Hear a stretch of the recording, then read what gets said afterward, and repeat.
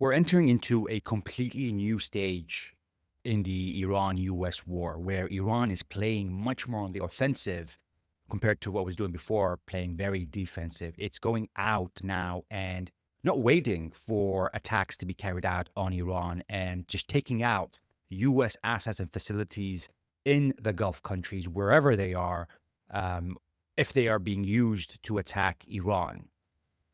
And this has resulted in the US announcing two casualties already of the war in Jordan, with one missing, and Iran saying there's a lot more likely to come in terms of the US not announcing more deaths. But they estimate that there are more deaths, especially in the Jordan attacks. Now, I want to go over what has been happening in the last 48 hours in the Gulf countries and how Iran is changing its tactics and it's becoming a lot more emboldened than before. This is why this war is so crazy. The US and Israel have created a new Iran that is a lot more on the offense compared to before. But let's go through what has been happening. So this is the kind of based on the statements being released in terms of targets between the 17th and 18th of July.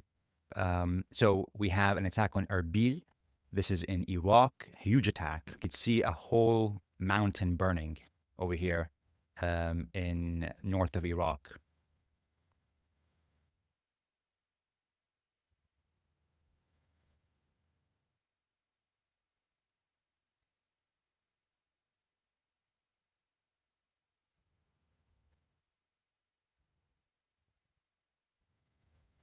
This is in Slemani, yeah.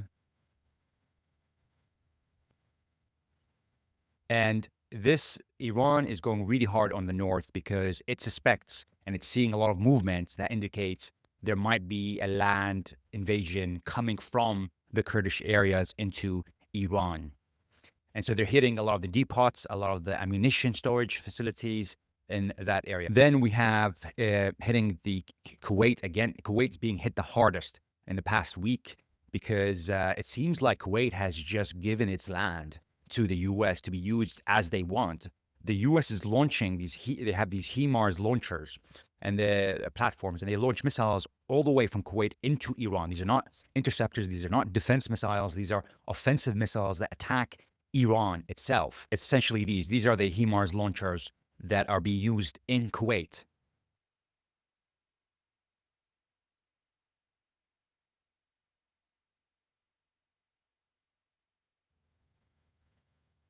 And you can see these are US soldiers. There's also bases, two US bases in Bahrain that were attacked. The Prince Sultan Air Base, we heard some radars going, some sirens going off, and in Yambu too, but no statements were made by Saudi Arabia, so we don't know what happened there exactly. So over here, targets mentioned in statements by Iranians, it says the U.S. forces gathering. So this is in Kuwait. U.S. forces gathering was hit. Radars, drone hangars, weapon depot, maintenance facility. That's in Camp Arifjan, and then Camp Buehring, strategic assets, command and control center, logistical infrastructure, air defense systems, ammo depots, communication links. In Bahrain, they attacked combat aircraft gathering sites and U.S. intelligence data center. They also attacked oil tankers. I can't believe oil tankers are still using the southern corridor, which is the corridor that the U.S. has created that's trying to remove leverage from Iran, instead of using the northern corridor that Iran has said must be used. Otherwise, we will give you a warning, and if you still continue, they will attack you. Oil tankers are still kind of taking that risk. Insane. When there's already an existing corridor that can be used that is going to provide safety. But the biggest hits, other than Kuwait, was Jordan. And in Jordan, they've hit fuel storages, fighter jets, shelters, aircraft parking ramps. They're attacking Jordan because a lot of the flights that are carrying weapons to attack Iran come from Jordan. They either come from aircraft carriers in the sea, in the ocean. They have aircrafts over there, or the salty Jordan air base. So this is in Jordan.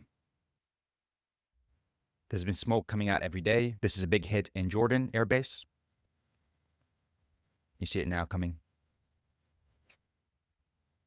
Look at that. Wow.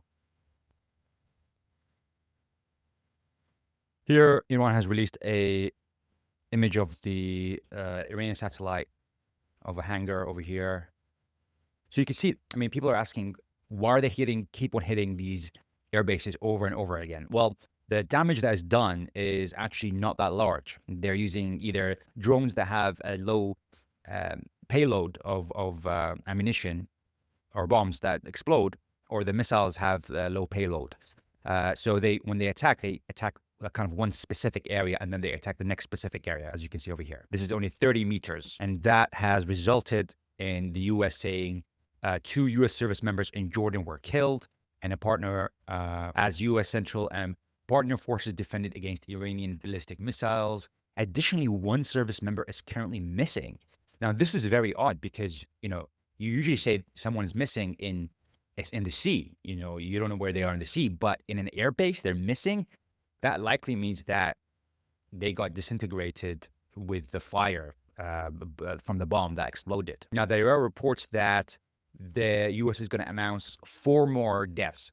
So they've announced 2 plus 1, and there might be 4 more soon to be announced from Jordan. Specifically, the attacks have been very heavy on Jordan, as we've seen. Now, what are those attacks achieving? Well, what they're doing is that they're resulting in the U.S. moving their assets away from Bahrain, away from UAE, away from Qatar, to either to Jordan or to Israel, which makes it harder for the U.S. to carry out attacks on Iran. And you're seeing actually the attacks go down following, especially the past 24 hours. The U.S., even though it said it's going to rain hell on Iran, it didn't. It was the least activity we've seen from the U.S. on Iran. And so we can see a lot of those airplanes, Air Force, kind of moving their airplanes all the way to Israel and Jordan, as far as ways possible from Iran. These came from Qatar all the way to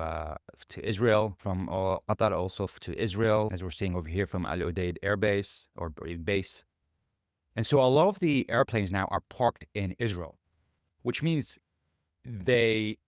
being effective, it's going to be hard for, to move all those airplanes to carry out attacks and come back.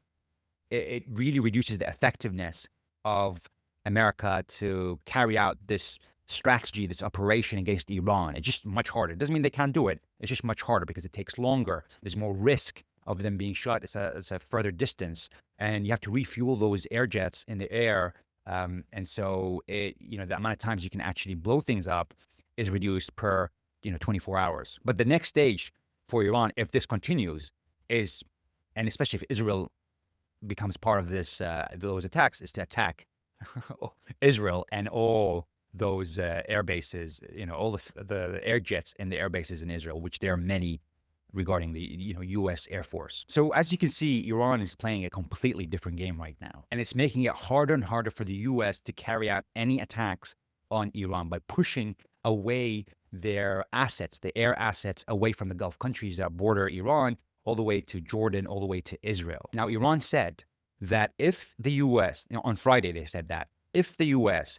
doesn't stop the war within 2 to 3 days, then they're going to operate at an even different level, and the U.S. Navy is now going to be targeted. So by Monday, if Trump doesn't stop this war with Iran, then there's going to be a lot more casualties from the U.S. side. Because up till now, the U.S. Navy hasn't been touched. And the reason why Iran is doing that is because a mass casualty event where 200 soldiers die in one event has a different impact on us on a nation compared to 1 or 2 deaths every day or every other day. That creates 200 deaths in one go creates anger, and that will result in the opposite of what Iran wants, which will put pressure on Trump to escalate the war, because the people will demand revenge. The people will demand a reaction from the U.S. to 200 soldiers dying in one go. That image of a ship being sunk, or even kind of like, it doesn't have to be sunk, but can still result in 200 deaths. And so Iran's kind of refraining from doing that unless the U.S. really escalates the game. And also they said, a couple weeks back, that if Trump continues this war, we might get out of the non-proliferation agreement, the non-nuclear proliferation agreement, and start looking into doing nuclear tests. Now, interestingly, Throughout this period, there has been earthquake activities happening. And usually, an earthquake activity can indicate that there are nuclear tests happening. Now, we don't know whether that's the case or not, but Iran might actually conclude in the end that there is no way to defend ourselves. The U.S. and Israel is going to continue to carry out those attacks, whether they're going to, stop right now and then restart in a couple of months when the weather is better, when they've replenished their ammunition. We're going to go into this cycle. And how do we break this cycle? Well, if we have nuclear weapons, then we break that cycle. And the U.S., this is the crazy thing, the U.S. and Israel are pushing Iran to go into that route. Now, I'm not sure if they have gone, they've decided to go in that route, but if the U.S. and Israel continue doing this, it's very obvious and logical that Iran is going to be pushed and pressured to get nuclear weapons. We're going to find out very soon if that's the case.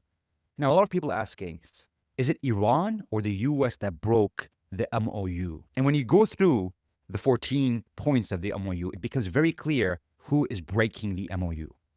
The first point, respecting the sovereignty of Lebanon. Well, Israel continues to occupy Lebanon and continues to bomb Lebanon. The fifth point, Iran will make arrangements using its best efforts for the safe passage of commercial vessels.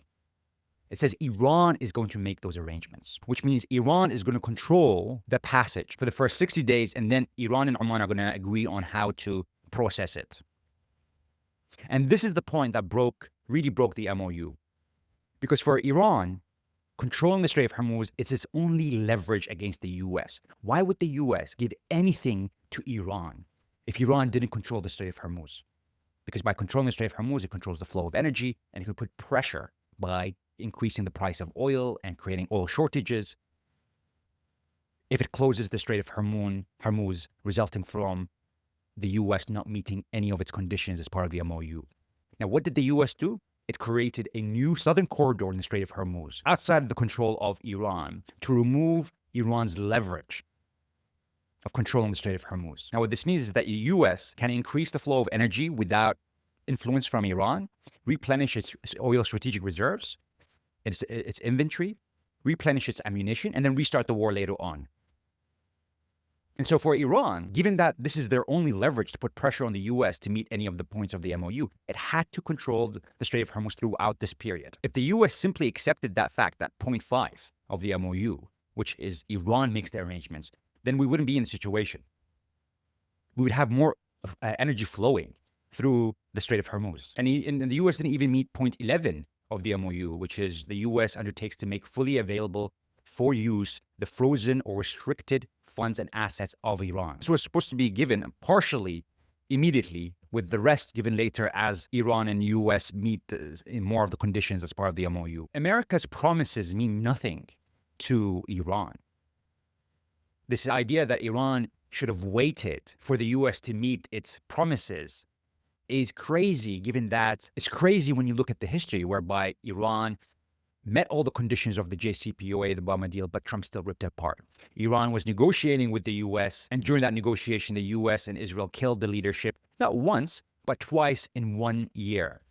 So there's obviously zero trust. And so for Iran, they have to have the only leverage that they have over the U.S., which is the Strait of Hormuz. And if from Iran's perspective, if they didn't react to the U.S. removing that leverage by creating a new southern corridor, then they've lost. And the U.S. doesn't have to meet any of the MoU points. Do I think that Iran is going to now start attacking Israel? Well, from a military perspective, from a strategy perspective, it doesn't make sense to open a new front when you're kind of dealing with multiple fronts already. The U.S. is using Kuwait and Jordan especially to carry out attacks in Iran, on Iran. And then it's using the other Gulf countries to support those attacks. And so from an Iran perspective, it seems like what they're doing is to remove that initial threat, which is on its borders, and then see how America reacts. Will they continue to attack them from Israel? Or, as we're seeing right now, they're reducing their attacks because all those assets are being pushed away from the Gulf countries. If the Gulf countries are not going to do it themselves to close those U.S. bases, which are being used to carry out Iran, it seems like Iran's going to close those bases for those Gulf countries. Now, the thing is, you have to also consider the political aspect of it. If Iran attacks Israel, then that's going to be very supportive for Benjamin Netanyahu, because when a country attacks you, yes, Israel started this war, but that was at the first stage, and people have a very short-term memory. Now we're in a new stage. And so who's going to be the aggressor? Is it going to be Iran being the aggressor against Israel? Or is it going to be Iran's going to wait for Israel to be the aggressor? If Iran is the aggressor, then that is going to help Benjamin Netanyahu in the elections in this October, because he's defending the country.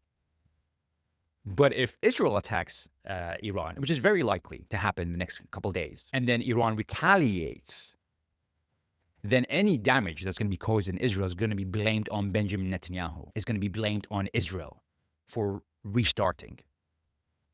And that's why Iran typically, in all the cases, waits for the U.S. to start, as they did with this war, this second stage of the war, and then retaliates. But now that that door is open with respect to the U.S., they're not waiting anymore. They're attacking positions before those positions fire into Iran. Now that they've removed a lot of those airplanes that were based in Qatar, that were based in Bahrain and Kuwait, Iran said the next stage is to attack the aircraft. That's if America continues with this escalation. And they gave the deadline as Monday. If past Monday, the U.S. continues its attack on Iran, then the aircraft carriers are going to be a target. Doesn't mean that they're going to sink them, but they're going to be a target. And if the aircraft carriers are gone and the U.S. bases around Iran are gone or non-operational, then from where is the U.S. going to attack Iran? The only place left would be Israel.